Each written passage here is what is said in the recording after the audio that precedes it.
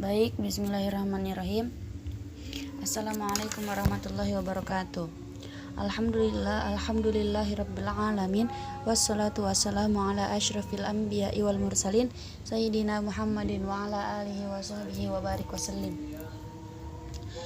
Baik teman-teman, di sini saya Mawadah Az-Zahra ingin menyelesaikan tugas metodologi pengajaran Al-Qur'an yang dibimbing oleh dosen Ustadz Afif Zakaria. Di sini kami ditugaskan untuk menjelaskan cara pembacaan alif ziyadah dan gharib. Nah, baik langsung saja masuk ke materi.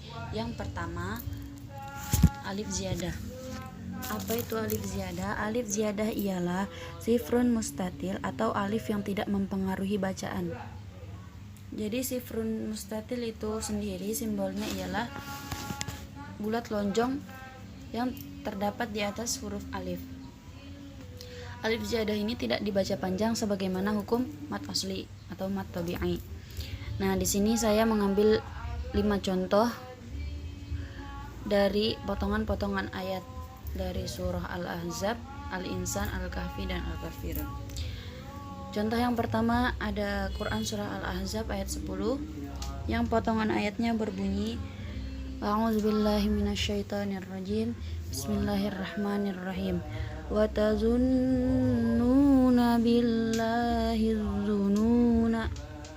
Di sini kalimat az-zununa tidak dibaca panjang karena mengandung alif ziyadah atau sifrun mustatir. Nah, apabila az-zununa ini waqaf, az-zununa tetap dibaca panjang, 1 alif atau 2 harokat. Wa tazunnuna billahi dzununa apabila waqaf.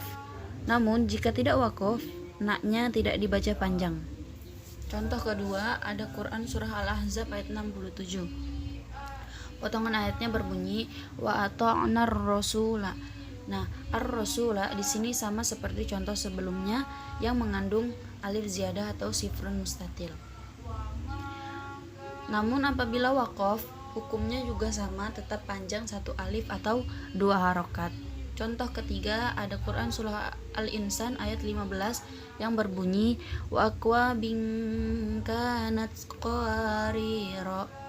Nah, di sini qawariro di sini tidak dibaca panjang karena ini adalah contoh dari potongan ayat yang mengandung alif ziyadah atau sifrun mustatil.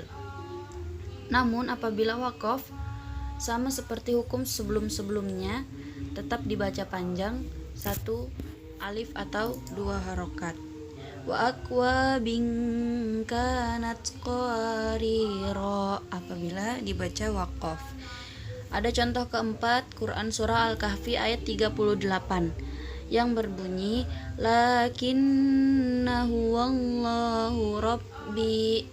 Jadi kalimah lakinna tidak dibaca panjang karena sesudah huruf nun mengandung alif ziyadah.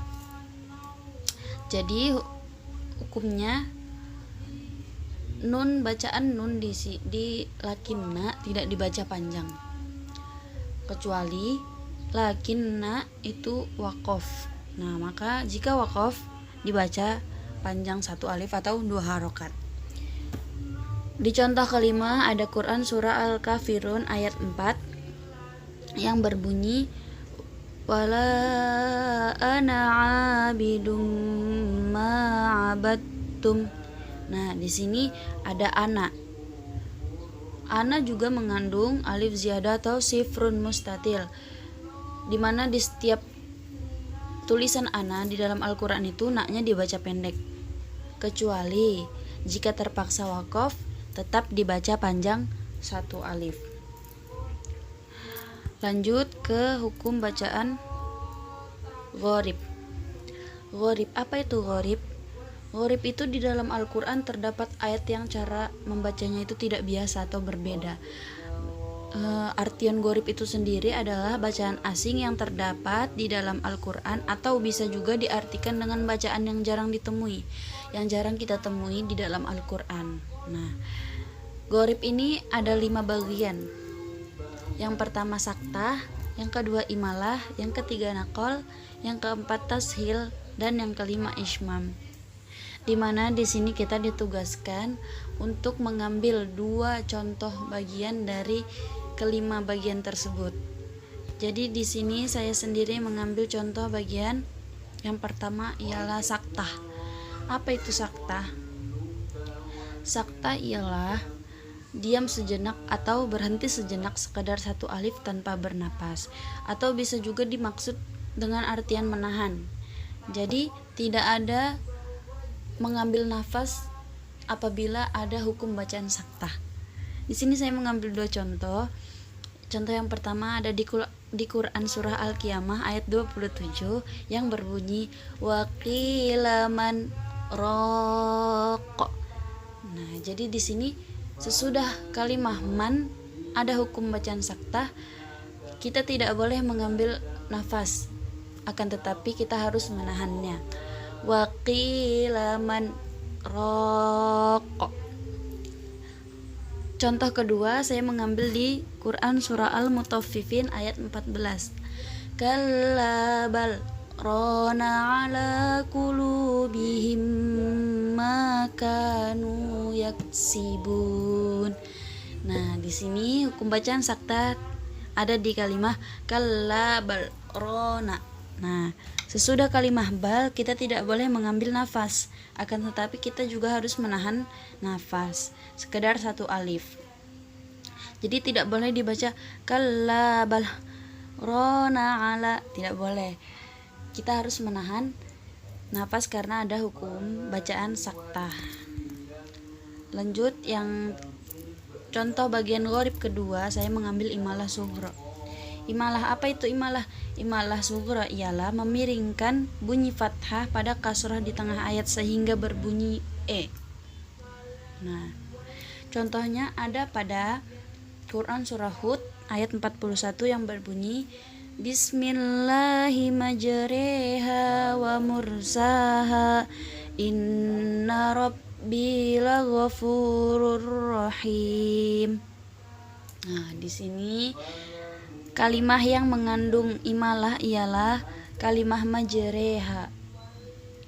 Kenapa imalah itu ada? Apa sebab-sebab imalah itu? Sebab-sebab imalah itu ialah untuk membedakan antara lafaz majreha.